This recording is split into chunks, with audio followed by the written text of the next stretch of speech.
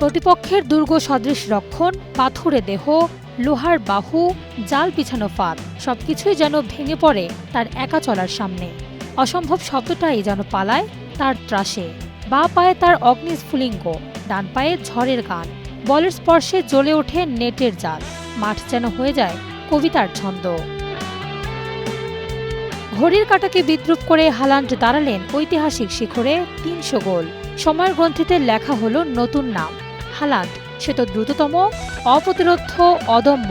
Football রাজ্যের পুরনো দেবতারা যেন মুচকি হেসে জানালেন, প্রস্তুত ভবিষ্যতের সিংহাসন। হালান্ডের এই কীর্তিতে পেছনে পড়লেন ফুটবলের জীবন্ত কিংবদন্তি মেসি, রোনালদো, এমনকি সময়ের অন্যতম সেরা ফরোয়ার্ড এমবাপ্পেও।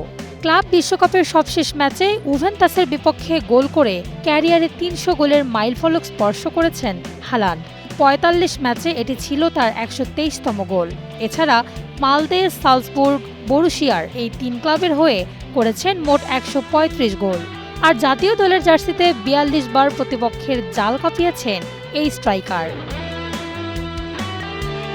ম্যাচের হিসেবে এই ৩০০ গোল করতে হালান্ড মাঠে নেমেছেন ৩৭০ বার।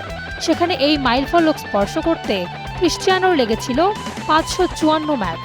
মেসি খেলেছেন ৪১৮ ম্যাচ, আর এমবাপ্পের খেলতে হয়েছে ৪০৯ ম্যাচ। আবার বয়সের হিসেবেও অনেকটা এগিয়ে তিনি। ২১ শতকের হিসেবে সবচেয়ে কম বয়সে ৩০০ গোলের মাইলফলক স্পর্শ করা দ্বিতীয় ফুটবলার হালান্ড। শীর্ষে থাকা কিলিয়ান এমবাপ্পে ২৪ বছর ৩৩০ দিনে করেন ৩০০ গোল। সেখানে হালান্ড এই কীর্তি গড়লেন ২৪ বছর ৩৪০ দিনে।